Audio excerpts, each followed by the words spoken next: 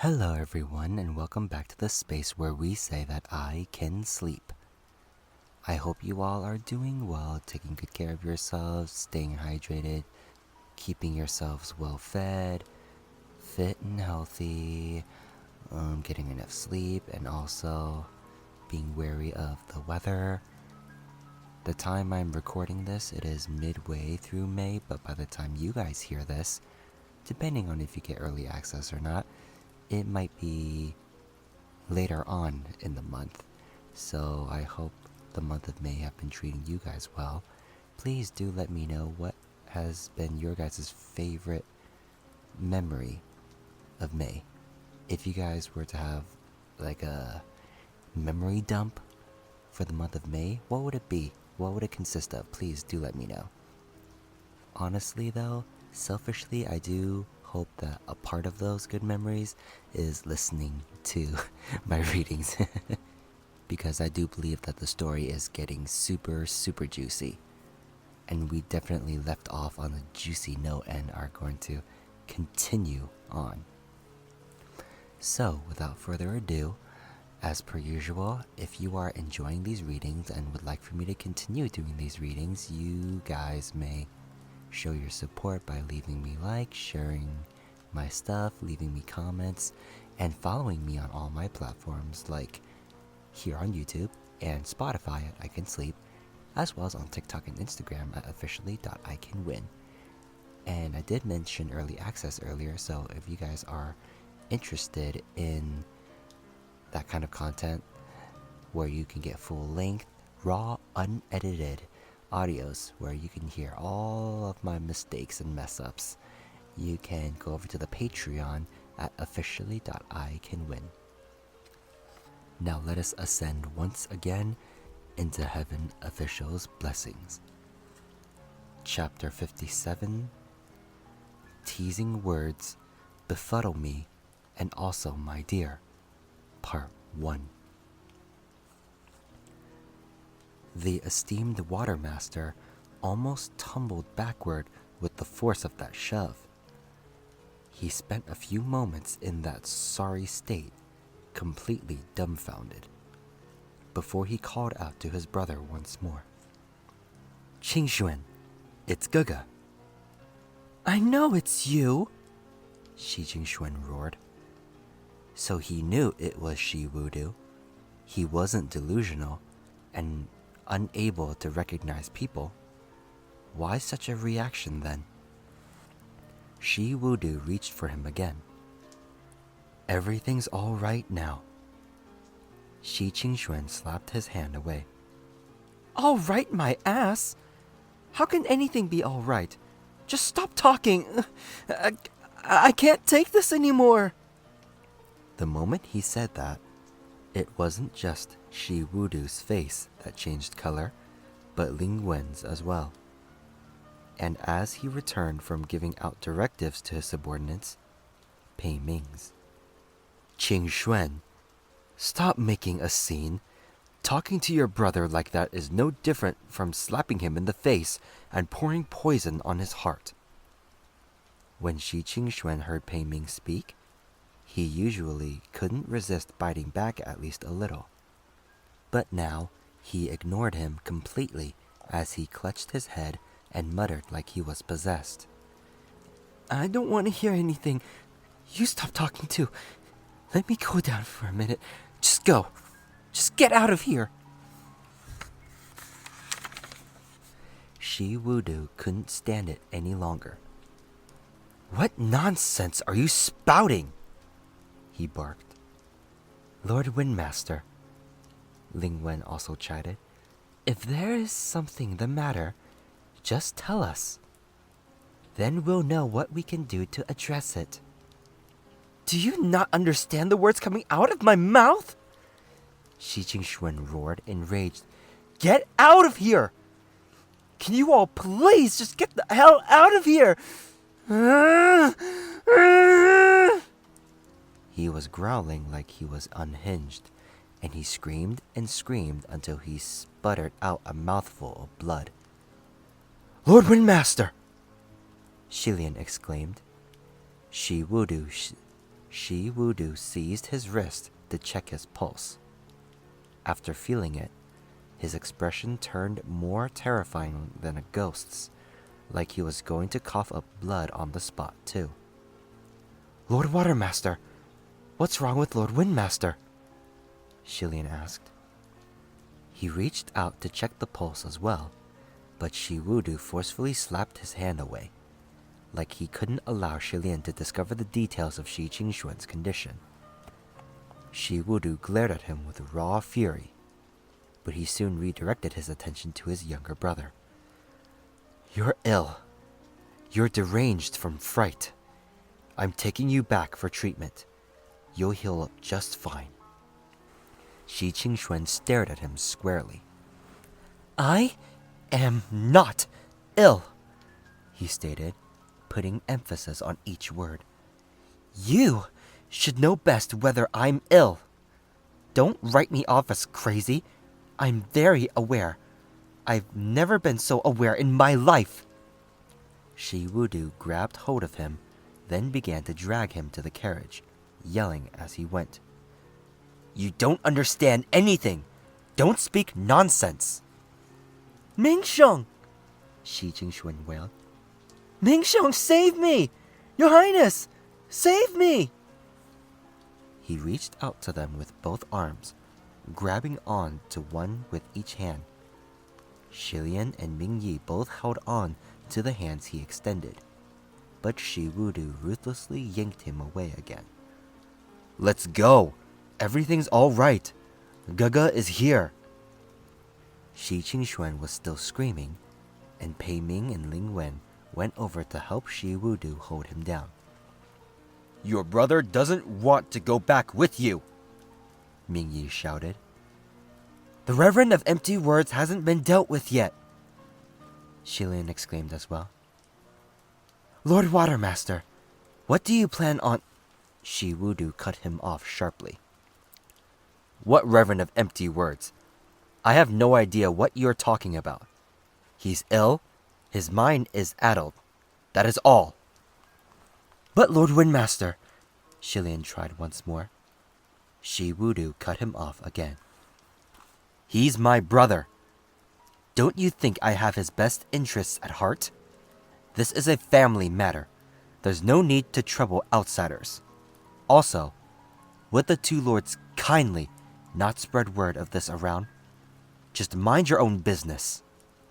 Then he raised his hand in front of Shi Qingxuan and swept it down, sending the Windmaster into unconsciousness. Then Shi Wudu forced him into the golden carriage. While his words were unpleasant, they gave Shilian pause. He wasn't wrong. Shi Wudu was Shi Qingxuan's brother by blood, so how could he intend to harm him? And with two other heavenly officials accompanying them, sending Shi Qingxuan back with their party truly was the safest option. When family showed up, how could outsiders continue to interfere?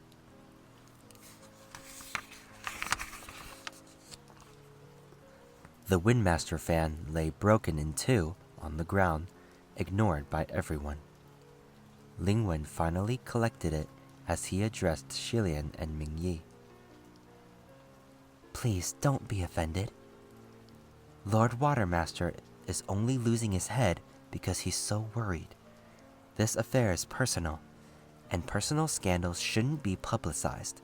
So pray, my lords, keep this to yourselves. He will surely make amends once this is settled." After the perfunctory niceties were said, Ling Wen also hastily boarded the carriage. The golden carriage rose in the air, rumbling, and then flew off. As Shilian watched the stream of propitious clouds gradually disappear in the night sky, it finally hit him. The Watermaster really did take the Windmaster away, just like that. And after they'd run around all night, they were really left behind, just like that. Mingyi was about to leave when Shilian snapped out of it. "Lord Earthmaster," he called to him. Ming Yi paused in his step. He turned his head and gave him a long, meaningful look. Relax. I won't say anything about Huacheng. Shilian sighed a breath of relief. Thank you. Are you going to go check on Lord Windmaster? Ming Yi nodded once, then turned back to continue on his way. Although Shilian was also very worried about the Windmaster, the medical heavenly officials in the upper court would be much more help than him. Besides, Shi Wudu would most certainly not want any outsiders to witness his brother's madness. Given that, it wasn't the right time to pay a visit. Huacheng's sudden departure was a bigger concern, so after weighing his options, Shilian decided to go find Huacheng first. With his mind made up, Shilian left the terrace of cascading wine and swiftly began his overnight journey. Unable to use the teleportation array, and without a golden carriage drawn by burnished metal horses, Shilian could only depend on his legs to carry him through the mountain paths. What kind of situation did Sun Lang run off to handle? Shilian wondered as he sprinted. His expression and tone of voice made it seem like it was something serious. Hopefully I'll be able to give him a hand this time. An instant's time hadn't even passed before he noticed that the roads ahead of him were thick with evil qi, the haze of it blurring visibility. Shilian unconsciously slowed his pace. No way. What is it now? He stood on the side of the road to quietly observe and play it by ear. A long moment later, he heard a bizarre work song from the thick of the evil qi ahead. Hey, hey, ho, hey, hey, ho. An enormous hazy silhouette appeared at the end of the road ahead. It was large, with some parts floating about, but Shilian couldn't tell what it was. He had never seen anything with such a shape, but it was certainly quite massive. He reflexively took a step back in alarm. Roye was coiled on his left arm and ready to attack, and he rested his right hand on Feng Xin's hilt. Soon, the giant thing emerged from the mist and showed its true form. Shilian's eyes widened. It was a glamorous and exceedingly extravagant step-litter. Exquisite, feather-light, satin veils cascaded from its golden canopy. Anyone enthroned within would be obscured by the expanse of enchanting crimson drapes and leave much to the imagination of anyone marveling from the outside.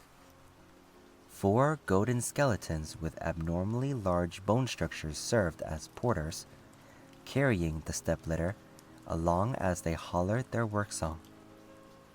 Small ghost fires twirled and floated next to each skeleton's skull. These little ghost fires were likely used for illumination, as they burned brighter whenever they passed through a darker section of the road.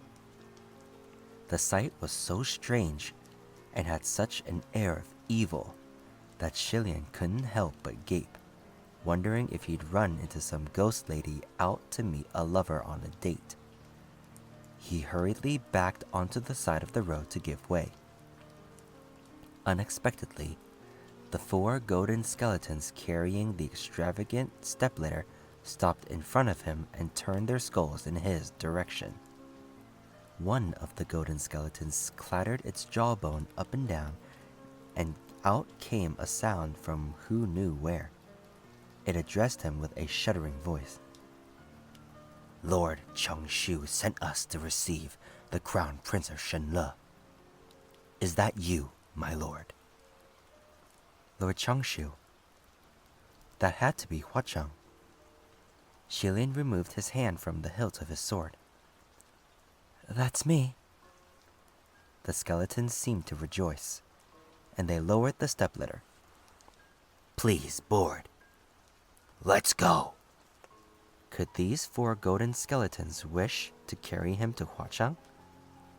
Would that be too much trouble? Shilian bold-facedly ventured. Nothing of the sort. It's no trouble at all. This is our job. Your Highness, please board. Lord Changshu awaits your arrival. Thus, Shilian cautiously stepped onto the platform, lifted the veil, and seated himself within. Thanks for your help. The golden skeletons were ecstatic, clattering away something incomprehensible. They picked up the stepladder and started bumping along the mountain paths. Within the stepladder was a soft chair lined with brocade, exceedingly comfortable. Shilian sat with poise at the center of the chair, though he thought it was a bit big for just one person. The way the skeletons were carrying the vehicle made it look like a very bumpy and wobbly ride. But when he actually sat down, it was quite steady. They moved extremely fast, swifter even than flying on a sword. And other than the bizarre work song those golden skeletons enjoyed chanting, it was practically silent. Much quieter than a rumbling golden carriage with burnished metal horses, and even more mysterious in appearance. When Shilian was still a crown prince, he would sometimes ride a stepladder when he went out. He was much younger back then and sat on the lap of either his father or mother. The stepladder was carried by specially chosen palace attendants who escorted them with fanfare. It made for a mighty impressive sight. When he got older, he didn't enjoy it as much anymore. Still, this was his first time being transported by creatures such as these, so he couldn't help but find it curious. After traveling for a while, he sensed a band of green ghost fires ahead. Their wispy light shimmered through the veils, and hushed whispers could be heard in the night air. Who goes there? Shouldn't you be leaving something behind? Crossing through this burial ground. It seemed they'd run into some wild ghosts blocking the road. They were crooks doing crooks dirty, ghosts devouring ghosts. But the very idea of them challenging Huachang made those skeletons laugh and clatter their jaws. What do you want us to leave behind? Shilian was mulling over whether he should go out to help deal with this when he heard those tiny voices shriek. Oh gosh! Oh Lord! Forgive us! Our damned eyes be blind! We didn't realize this was the stepladder of our venerable Huachang Shu. Get back to the burials! Get back! Lords, please pass as you will. Lords as magnanimous. Please pass as you will. Too late, too late. Lord Changshu gave clear instructions that the Highness seated in the stepladder shall not be offended, the golden skeleton said. So what shall we do with you now that His Highness has been delayed? Hellish wails howled all around. Shilian couldn't just sit and watch anymore. He had to intervene. Don't worry about it. Since we're in such a rush, let's just let this go. As His Highness orders. I suppose we shall let them go, the skeleton said. Y'all got off easy. However, remember not to block the roads and not to harm travelers, Shilian added. The wild ghosts were jubilant. No, we swear we've never. Thank you, Lord. We're off, the skeletons hollered. As they passed through the blockade, Shilian faintly heard the curious gossip of female ghosts. Hey, who do you think the Highness who's sitting in there is? I've never heard of Hua Changshu's golden stepladder carrying anyone but him. If it were a lady, it'd be easy to guess. But it's a man. How very strange.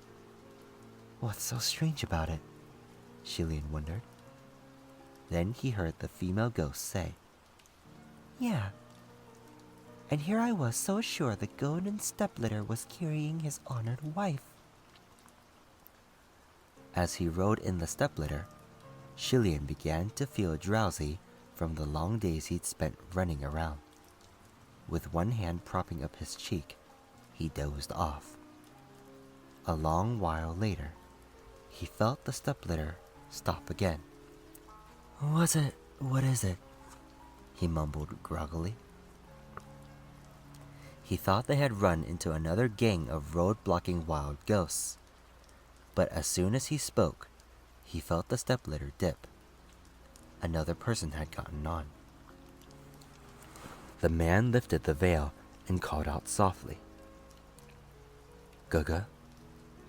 Shilian rubbed his eyes and squinted, gazing out at the voice. Sanlang? The one who'd come was naturally Huachang. Greeted by the sight of Shilian's bleary, half-awake state, he was a bit stunned. He was a little stunned. Shilian sat up and cleared his throat, feeling a bit embarrassed. I accidentally fell asleep. Huacheng smiled and climbed up to sit as well. Guga is exhausted. I hope Guga won't mind if I squeeze in. Shilian nodded and tried to shuffle to the right, wanting to give Huacheng more space. However, Huacheng wound his arm around his right shoulder, pulling him back. No need. There's plenty of room. Truthfully, there wasn't. This stepladder was too craftily made. Too big for one person, too cramped for two. It would not be a perfect fit for a pair unless one employed the method from Shilian's younger years. That is, one sitting on the lap of the other. You left just in time earlier. 3 heavenly officials from the upper court descended at once. Huachang humphed. Was it the 3 tumors? I'd expected that. Was that why you ran off? Was that why you ran off? Shilian teased.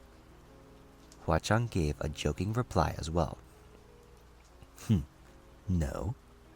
I went to hail a ride. So how is it, Guga? Isn't my infernal ghost carriage much more fun than those upper court officials' golden carriages? Yes, very much so. Shilian laughed.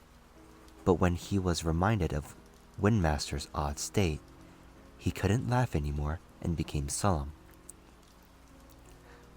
By the way, Sanlang, what was it you wanted to tell me before? Their eyes met inadvertently. Huachang still hadn't let go of Shilian's right shoulder, as if he was holding him in an embrace. Looking from the outside, 2 overlapping silhouettes could be seen through the stepladder's veils, curled together into one inseparable whole. Inside those curtains, Huachang smiled. Guga, want to get married? Shilian was struck dumb. Huh? Such an intent gaze, such words. They were in such close quarters with nowhere to run. Colors exploded in Shilian's vision, and his mind went completely blank. His entire body was frozen, stiffer than a corpse. Seeing his reaction, Huachang withdrew his arm and let out a snicker. It's a joke. Did I shock Guga? Shilian only snapped out of it with concerted effort. You're too much. How can you joke about something like that? It wasn't just shock. He was so rattled by that question that his heart had almost stopped. And though he did not quite understand why, he also felt a trace of hurt. My bad, Hua Chang laughed. He stretched out his long legs and crossed them, settling them at the front of the stepladder, and wiggled his feet. The silver chains on his boots clinked against each other, jingling crisply. Playful, indeed. Before tonight, Shilian would have thought his boyish heart was fun, adorable even. But now, for some reason, the jingling noise disrupted his calm, and an unexplained frustration filled his mind. He was dismayed for a good while and couldn't help but say it again in his mind. How can you joke about something like that? However, when he thought about it, there wasn't anything wrong with Hua Chang saying what he'd said. It was because it didn't mean anything that he could joke about it. Hua Chang noticed his odd expression and promptly sat up straight. Your Highness, please don't take it to heart. I was in the wrong just now. I won't joke about it ever again. Seeing him apologize so solemnly, Shilian felt guilty. Am I stupid? It was only a joke, nothing serious. Besides, Sanlang only said, want to get married? He didn't specify to whom, so where did my mind wander off to? Get a hold of yourself, this instant, right now. He mentally slapped himself a few times and steadied his spirit before he smiled. No. How are you in the wrong? Don't misunderstand. I was just thinking about Lord Windmaster, so I looked a bit serious. Oh? Hua Chang said. Since the water tyrant descended, that affair should be taken care of, right? They cooperated very well in changing the subject. Shilian gave serious thought to the idea, then lightly shook his head. Sanlang, do you really think this is all over? Somehow, I think it's only the beginning.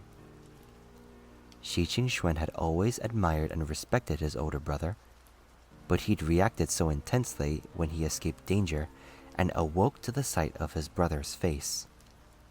A frightening thought sprouted in Shilian's mind.